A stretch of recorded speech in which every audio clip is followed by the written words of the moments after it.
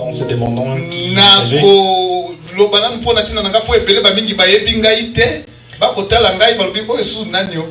Je suis Obed-Edom, je reviens de Kinshasa. Et je suis de l'Assemblée des Saints de Rigini. Ainsi, je transmets les salutations de l'Église des Saints de Rigini.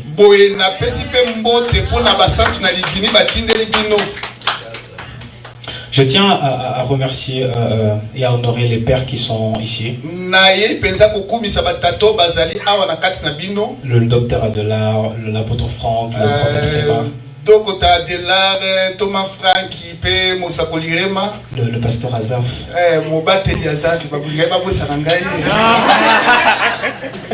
En tout cas, s'il y a d'autres pères qui sont là, je tiens à vous honorer et à vous saluer. Nous allons prier. Nous te disons merci Seigneur pour ta grâce et pour ta faveur. Merci pour ta présence. Je crois qu'en ce moment tu agis puissamment. Je prie que le Saint-Esprit envahisse ce lieu. Et que tu fasses du bien à quelqu'un. Nul ne vient à toi et ne rentre tel qu'il est venu. Je le confesse et je le crois. Que moi je diminue et que toi tu croisses. Et que toute la gloire te revienne dans le nom de Jésus. Dans le nom de Jésus, nous avons ainsi prié, nous disons Amen. Il m'a été informé hier que je devrais prendre la parole aujourd'hui. C'est là où je me rends compte que le Saint-Esprit est très important dans la vie d'un enfant de Dieu. Et je tiens aussi à dire merci au prophète Réma qui me donne cette lourde responsabilité de me tenir.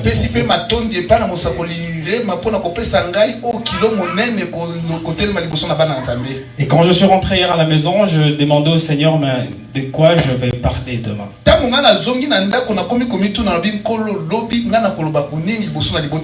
Et le Saint-Esprit m'a dit, connecte-toi à l'onction de la maison.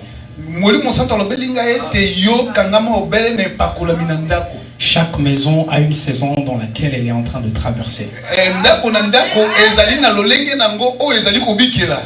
Vous savez, moi je conçois le ministère pas comme du copie-coller.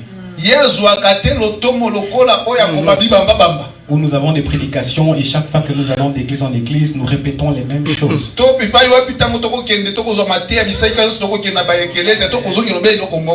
C'est diminuer la capacité et la présence du Saint-Esprit dans la vie.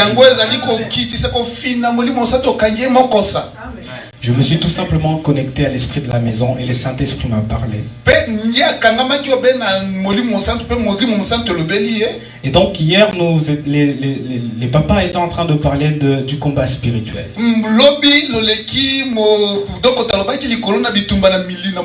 Et c'est là où le Saint-Esprit m'a conduit aussi. Et cet après-midi, nous allons parler du combat spirituel. Vaincre dans le combat spirituel. Vaincre dans le combat spirituel. Et le sous-thème que je vais aborder est tout simplement les portes spirituelles.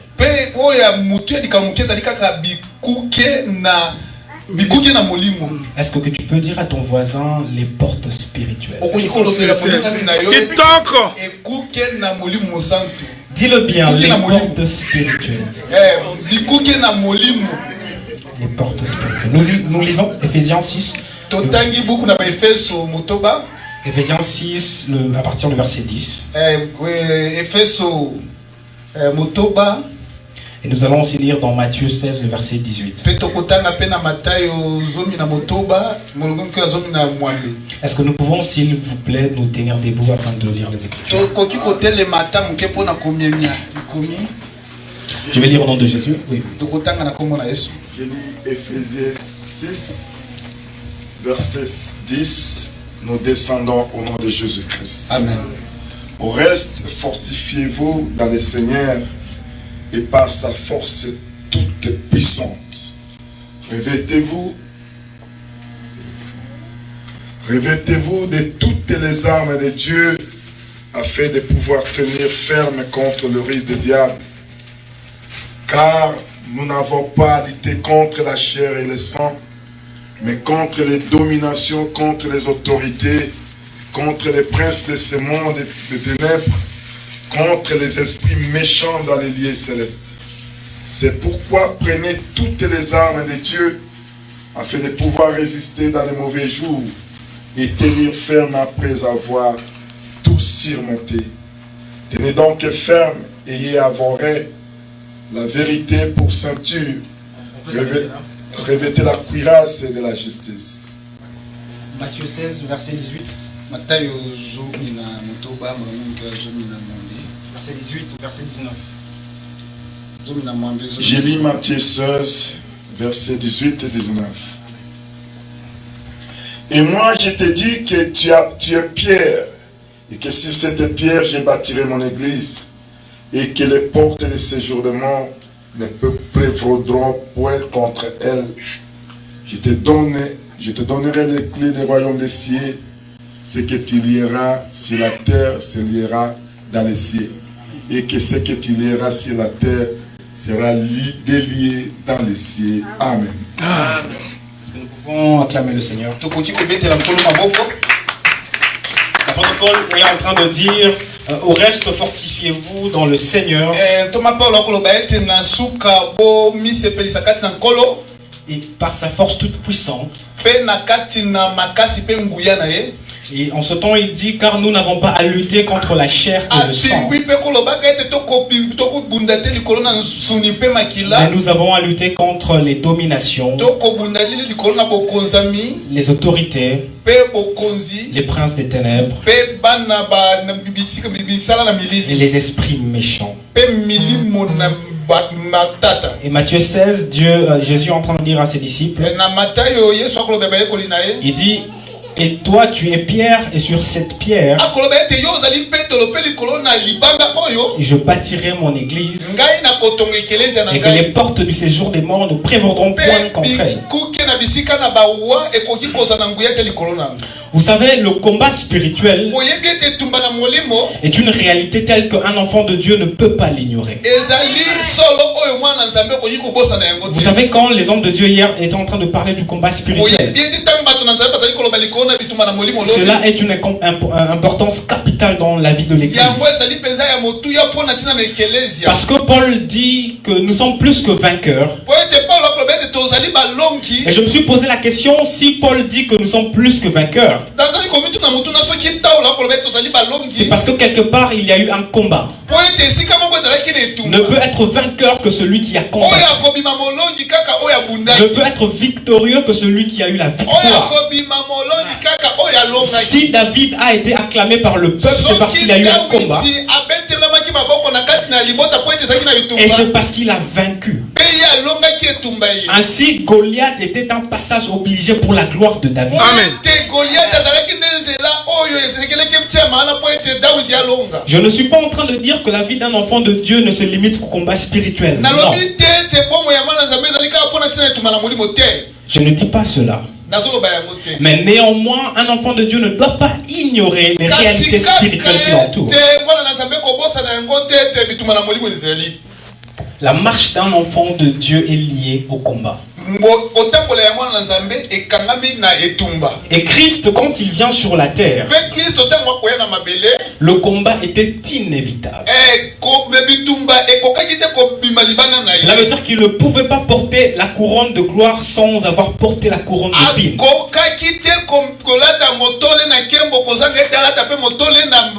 Il fallait qu'il passe par la croix avant de s'asseoir sur son trône. Et Christ dira que celui qui veut me suivre porte aussi sa croix. Et laissez-moi vous dire que porter une croix, c'est la chose la plus difficile que vous puissiez faire. Voilà pourquoi vous allez voir, il y a des personnes, quand ils étaient encore dans le monde, ils vivaient bien. Mais dès la minute où leur marche avec Dieu commence, les problèmes aussi commencent. Pourquoi? Parce que choisir Dieu, c'est accepter de combattre le diable. Je dis que choisir Dieu, c'est accepter de combattre le diable. C'est là où le nom de Dieu, la qualification de Dieu, Jéhovah Sabaoth, prend tout son sens. L'Éternel des armées. L'Éternel des armées.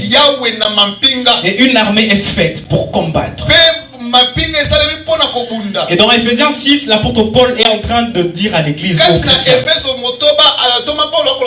il dit: nous ne combattons pas contre la chair et le sang, mais nous combattons contre les dominations et les autorités. Ainsi, dans la suite, il donne les armes que nous devrions avoir dans le combat.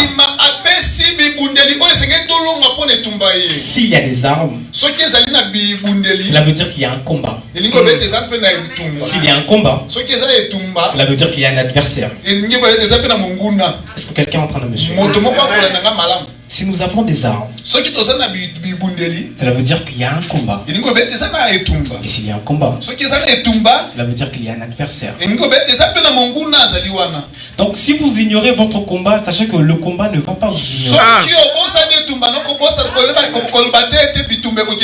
Si vous négligez votre adversaire, sachez que votre adversaire ne vous louera pas. Vivre une vie de sainteté est un combat. Je dis vivre une vie de sainteté est un combat. Ainsi, si j'ignore cela,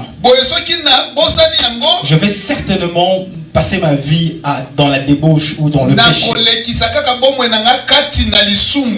Et il y a des promesses de Dieu que vous ne pouvez pas acquérir si vous ne combattez pas.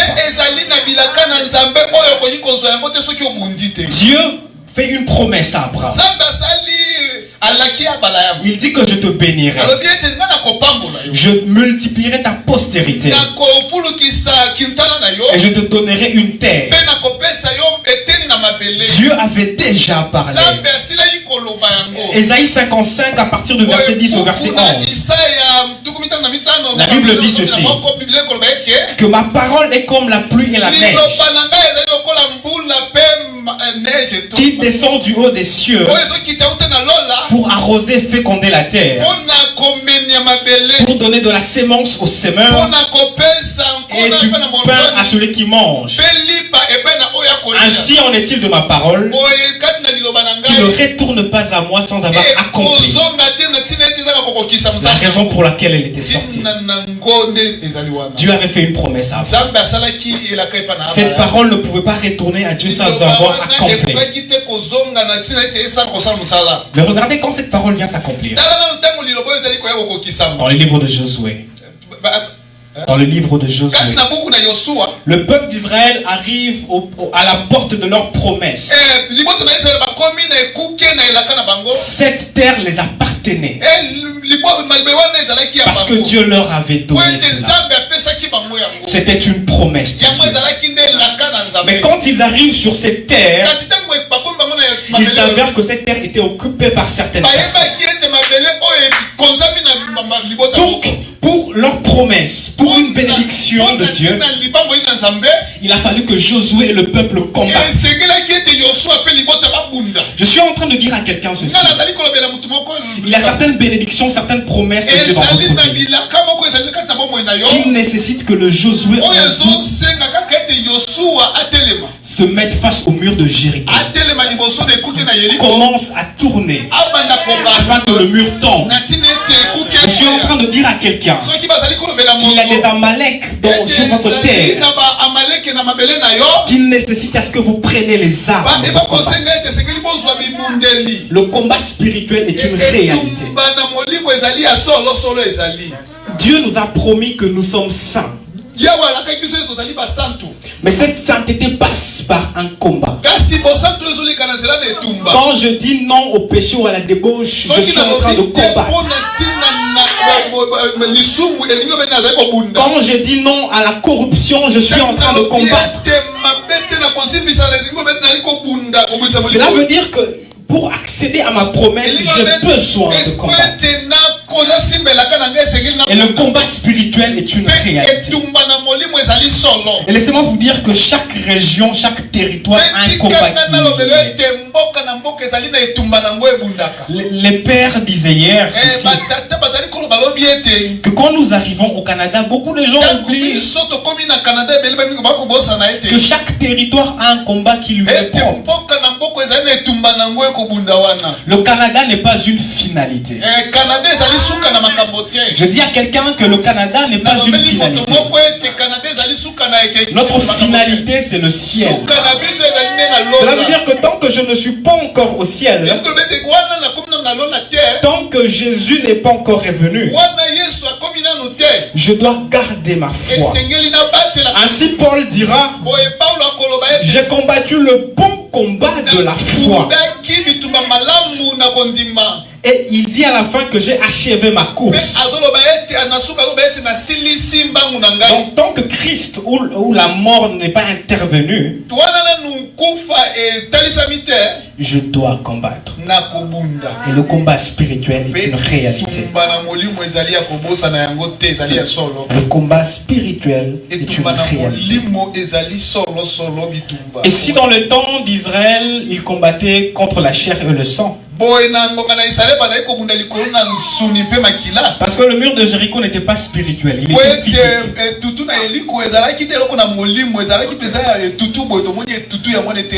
Goliath n'était pas spirituel, Goliath était physique. Mais voici l'information que Paul nous dit, nous maintenant, nous ne combattons plus contre la chair et le sang.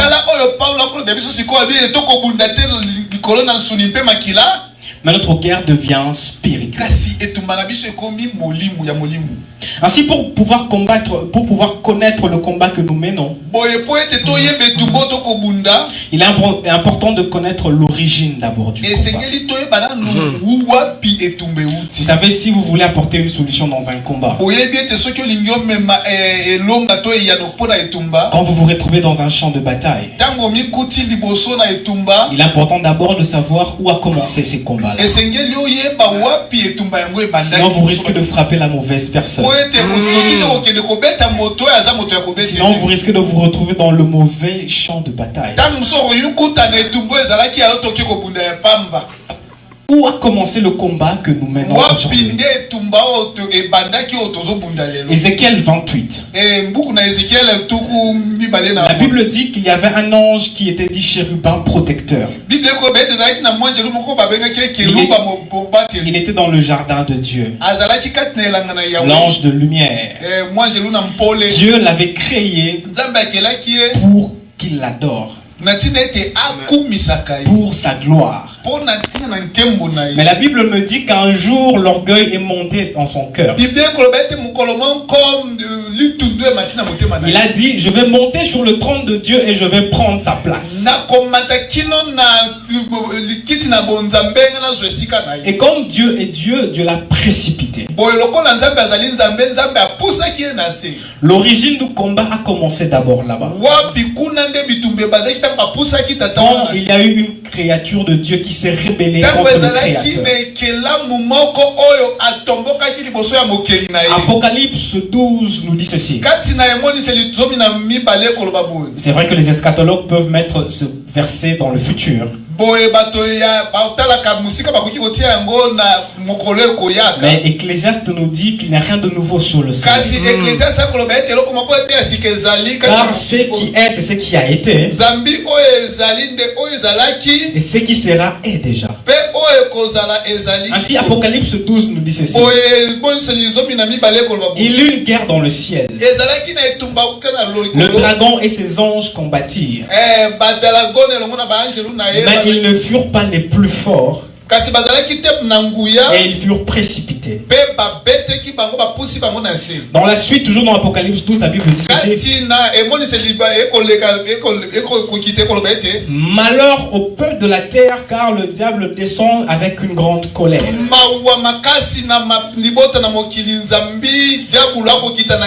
Cela veut dire que le combat qui était dans le ciel était descendu sur la terre.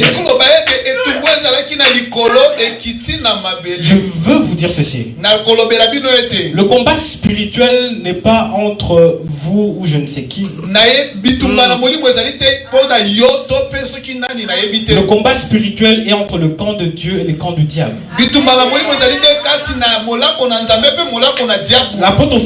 L'apôtre Franck nous disait hier qu'il y a deux camps.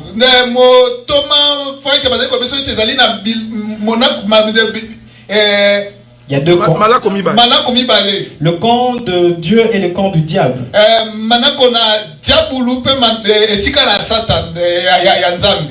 Il y a une anecdote qui me vient tout de suite là.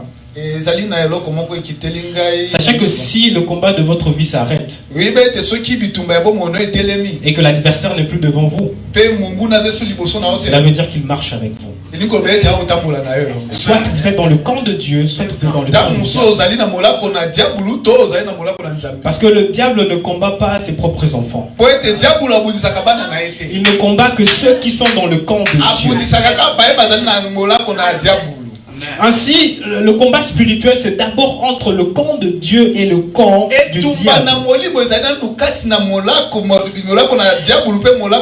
Et ce combat-là a quitté le ciel et est descendu sur la terre car le dragon a été précipité.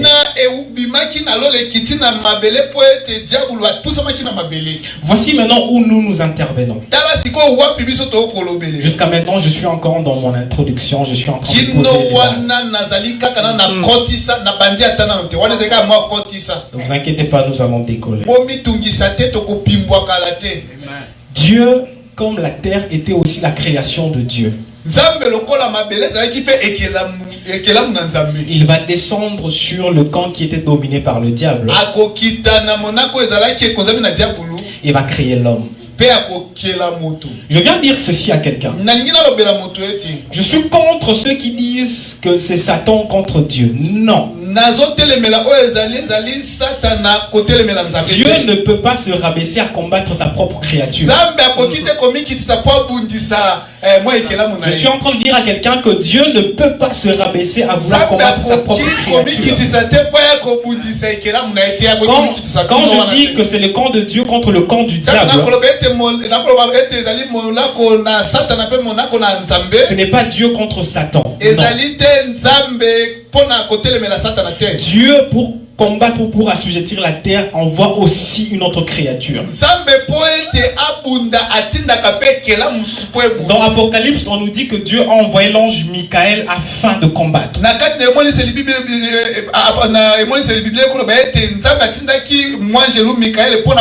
Et quand il précipite le diable, Dieu descend sur la terre et crée l'homme. En réalité, pour pouvoir assujettir et dominer la terre, Dieu avait d'abord créé Adam. Il dira à Adam, va. Allez et multipliez-vous. Assujettissez et dominez la terre. Mais sur la terre, il y avait déjà un homme qui était précipité bien avant cela. Qui fait que le champ de bataille entre le camp de Dieu et le camp du diable n'était plus sur la terre, mais c'était devenu dans Adam. Je suis en train de dire ceci. Que le champ de bataille n'était plus la terre. Mais c'était devenu Adam. Pourquoi? Parce que Adam vient de la terre. Ah, quelqu'un n'a pas compris. Le combat était sur la terre. Mais comme Adam était une portion de la terre, donc Adam aussi était devenu un champ de bataille entre le camp de Dieu et le camp du diable.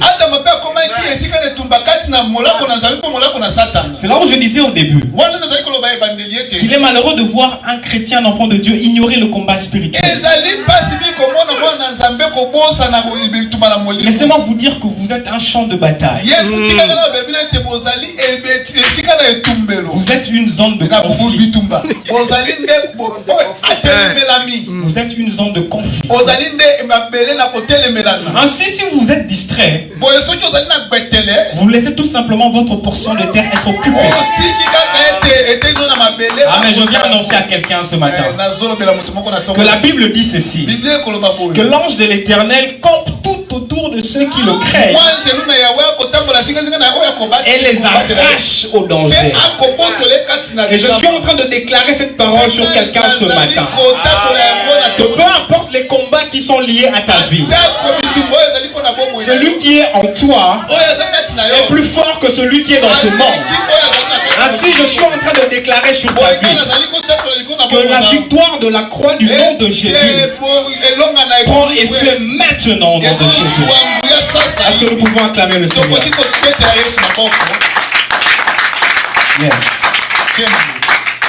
Yes.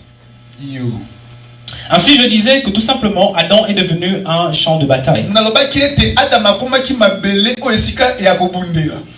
En d'autres termes, hier, le pasteur a donné un exemple. Comme je ne suis pas encore marié, donc je veux copier l'exemple du pasteur. Je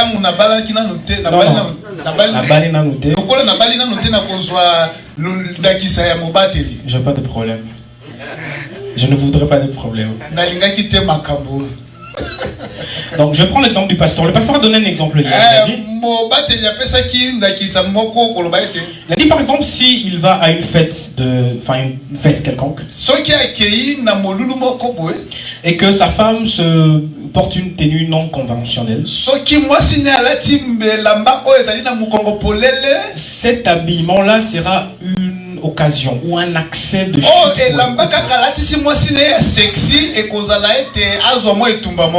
Une occasion de chute de telle en sorte qu'il sera jaloux et ça va causer des disputes.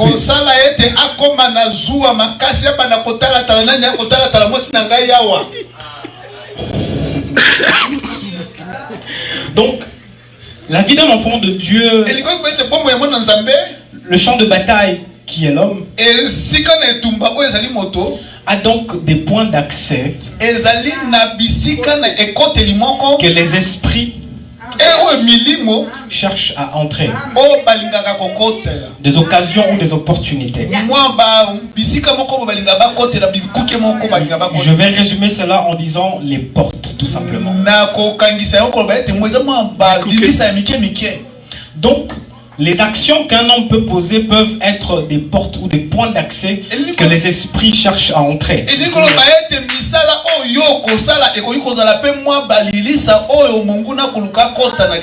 Il faut savoir que spirituellement, l'humain ou l'homme, spirituellement, est comparé à une maison. La Bible dit que nous sommes le temple du Saint-Esprit. Or, chaque maison a un point d'accès. Tous ici, je crois, en entrant ici, nous sommes passés par une porte. À moins que vous ayez un don particulier. Mais normalement, nous tous nous sommes passés par une porte. Donc, pour pouvoir accéder à cette pièce, nous sommes passés par une porte. Une porte est un lieu qui nous permet d'entrer ou de sortir. La porte nous donne accès à la maison ou à l'extérieur. Donc si je veux entrer ou posséder une maison, j'ai besoin de trouver la porte. Et plus la porte est barricadée, plus c'est difficile d'entrer dans une maison. Et que nous soyons du camp de Dieu ou du camp du diable, la Bible nous compare à des temples. Il dit, nous sommes le temple du Saint-Esprit.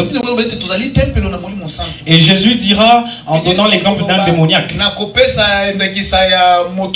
il dit, si vous voulez entrer dans une maison, commencez d'abord par lier l'homme fort de la maison. Et quand cet homme part de la maison et qu'il ne trouve pas du repos là où il part, il revient dans la maison où il était pour voir si la maison est vide et ornée. Et s'il y a toujours le point d'accès, il va chercher cet autre démon et revient dans la maison. Et la Bible me dit que le cas de ce dernier devient pire qu'avant.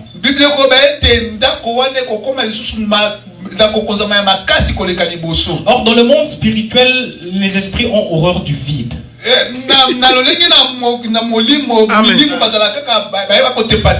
Soit vous êtes rempli de l'esprit de Dieu, soit vous êtes rempli de l'esprit du diable. Il n'y a pas un homme qui soit vide. Il n'y a pas un homme qui soit vide. Soit vous êtes la possession du Saint-Esprit, soit vous êtes la possession des démons. Et toute maison a une porte, je disais. Or voici cette guerre ou cette bataille a commencé depuis le commencement. Donc Adam, si je devais redéfinir, était une porte par laquelle Dieu voulait opérer sur la terre. Adam était une porte par laquelle le ciel voulait opérer sur la terre. Adam était une porte par laquelle Dieu voulait descendre sur la terre. Voilà pourquoi quand il a créé, Dieu est allé au repos. Mais il n'est pas allé se reposer. C'est parce qu'il venait de créer une maison dans laquelle il devait se reposer. Et cette maison a été un champ de bataille entre le camp de Dieu et le camp du diable. Et à un moment donné, il s'est avéré que cette bataille-là de Adam a été perdue. Lisons Genèse 4, verset 7. Voici ce que Dieu dit à Caïn. Il dit, si tu agis bien, tu relèveras ton visage. Si tu agis mal, le péché se couche à la porte. Et ses désirs se portent vers toi. Mais toi, domine-le. Dieu est en train de dire à Caïn ceci, que tu es une maison. Mais attention, le péché est à ta porte. Donc l'action de la personne qui est dans la maison détermine la qualité de l'esprit qui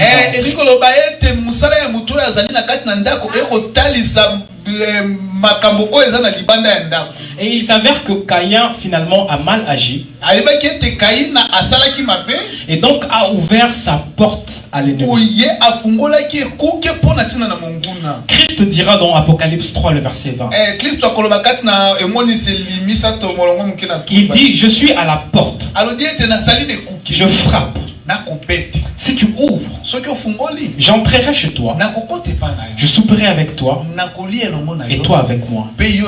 Donc en réalité, les esprits cherchent des portes dans lesquelles entrer pour opérer. Dans le cas de Caïn, c'était le péché ou le diable. Et dans Apocalypse 3:20, c'était Christ.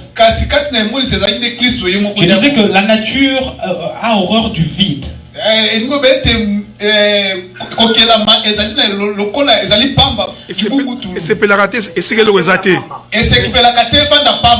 Le docteur a donné un exemple hier en disant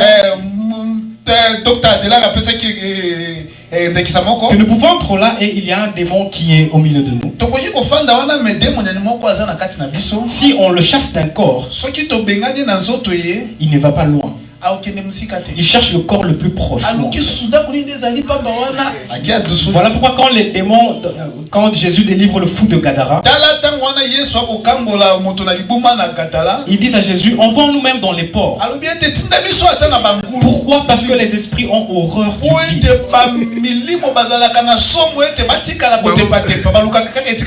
Ainsi, la guerre ou la bataille qui était dans les lieux célestes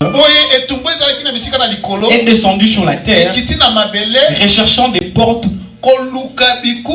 par lesquelles opérer.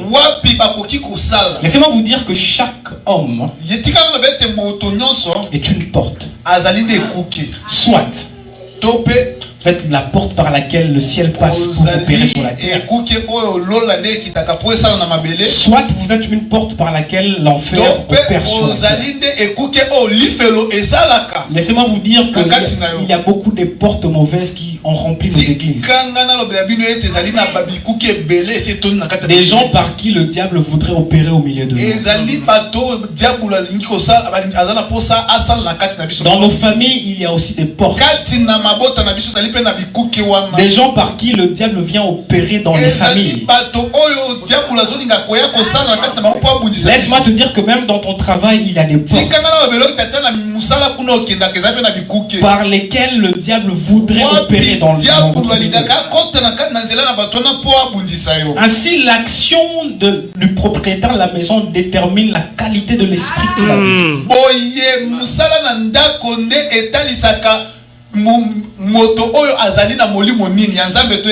Le péché, par exemple, est une action qui ouvre les portes de votre vie.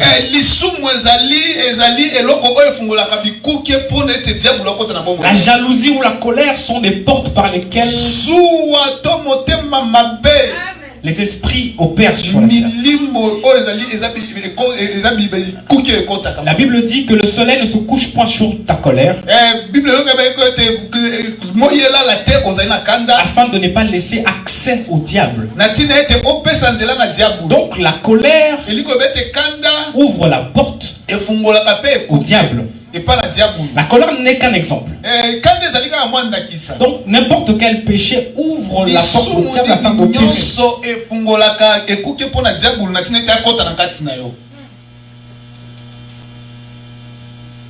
La colère est une porte par laquelle le diable vient opérer dans la vie des enfants.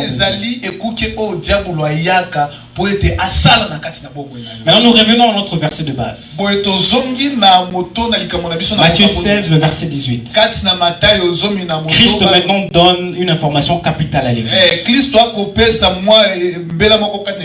Il dit, tu es Pierre et sur cette pierre je bâtirai mon église. Il ne s'arrête pas là. Il donne l'information spirituelle qui entoure l'église.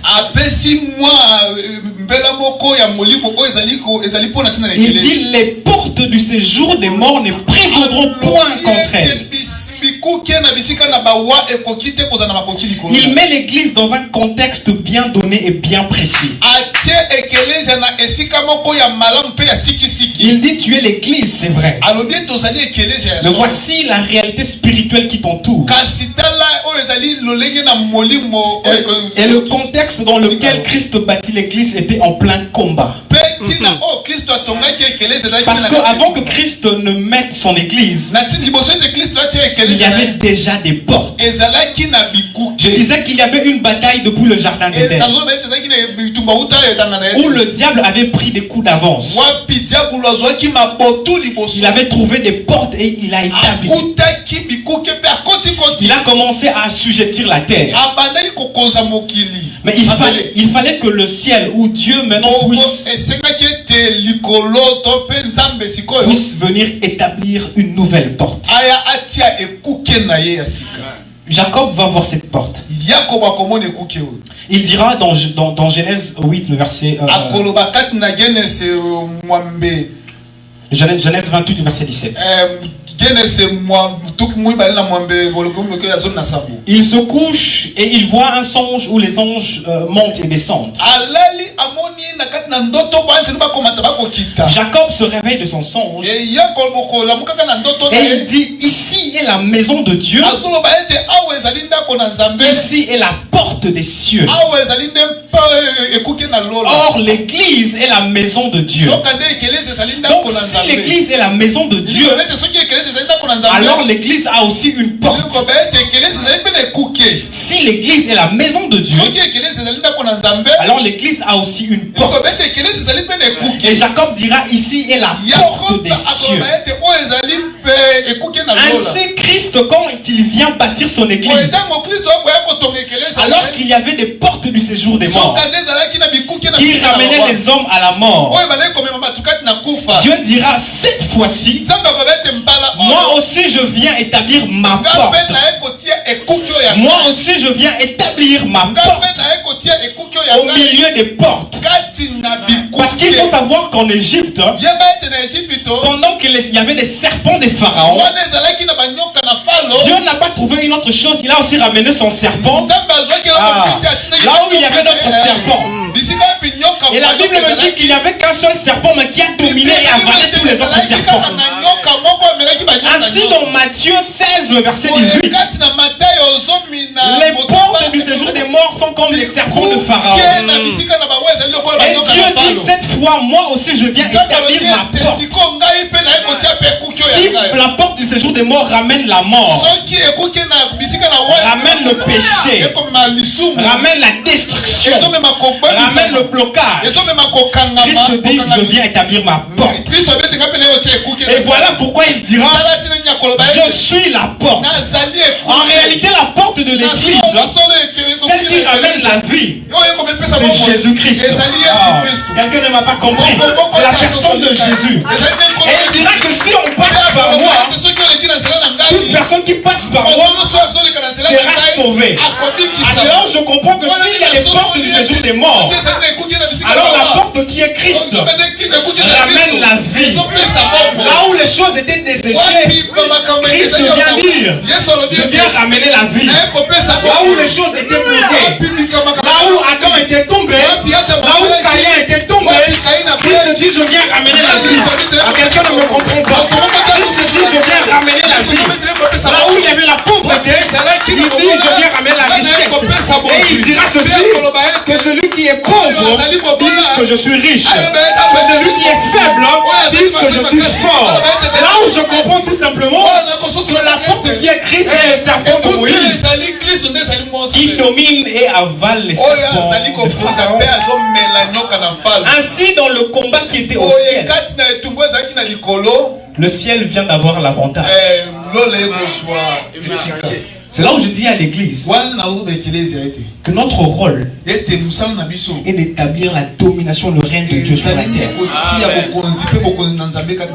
Là où il y a le chaos, Dieu envoie l'église afin que nous dominions. Et Jésus dira, quand vous priez, dites. Quand vous priez, dites. Que ton règne vienne. Que ton règne vienne. J'annonce à l'église ce matin que le rôle de cette église à Gatineau est d'imposer le règne de Dieu.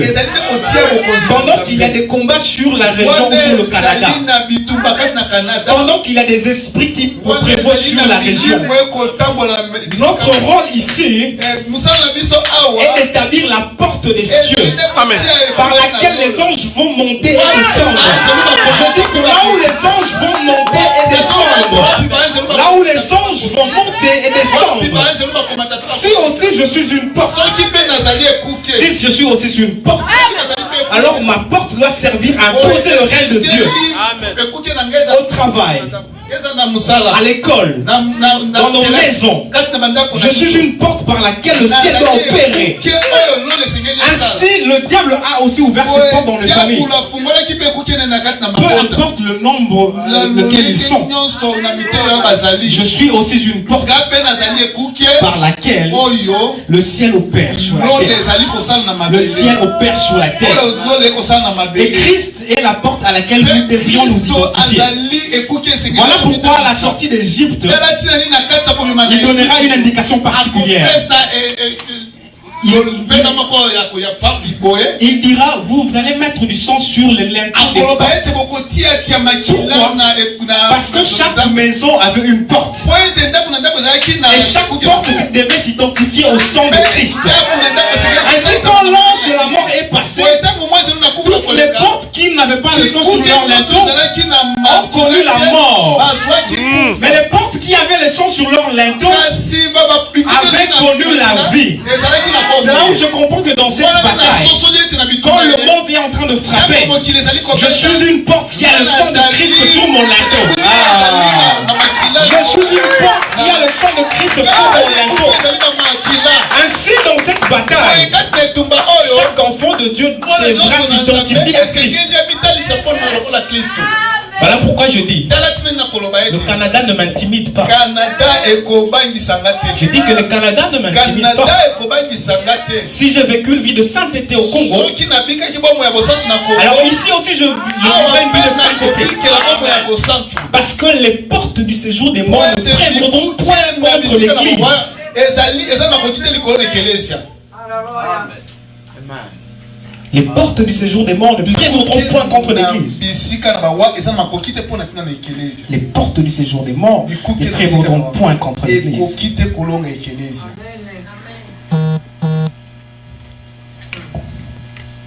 Les portes du séjour des morts ne prévaudront point contre toi. Tout simplement parce que tu as choisi de t'identifier à Christ. Parce que tu as choisi de t'identifier à Christ. C'est la parole. Yes. Que Dieu te bénisse. Et Jean 19, la Bible dit, je suis la porte, si quelqu'un entre par moi, il sera sauvé. Il entrera et il sortira et il trouvera des pâturages. Ainsi, si j'entre par Christ,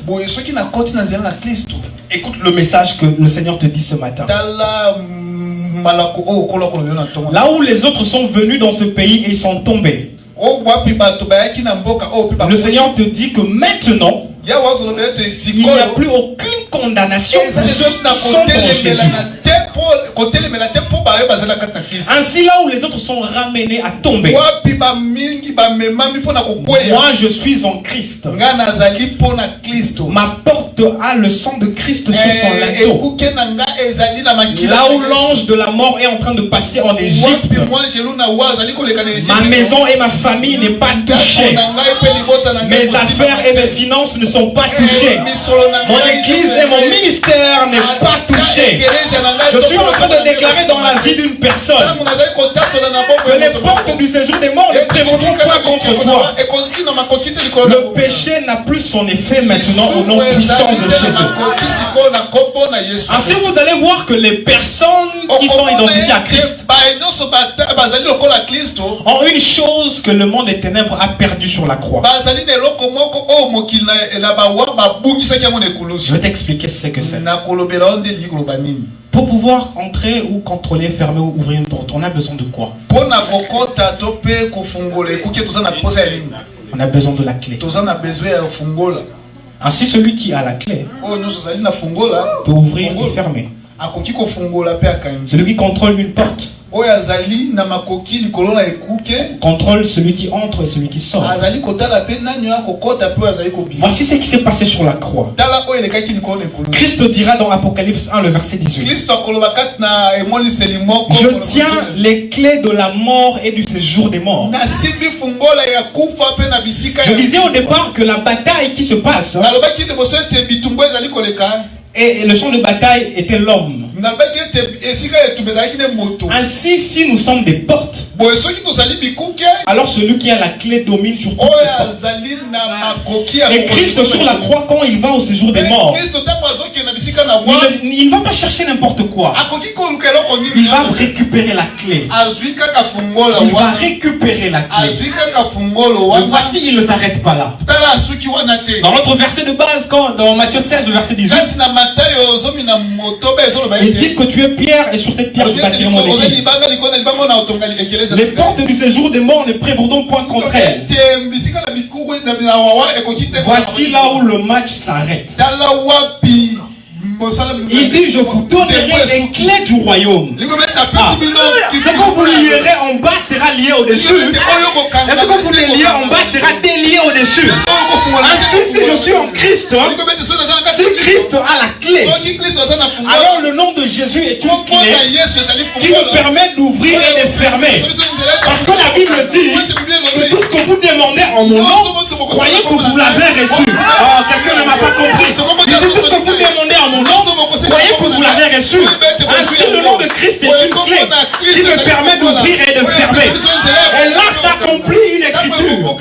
Dieu dit à Abraham, il dit, je multiplierai ta postérité, je te bénirai. Et il finit en disant ceci.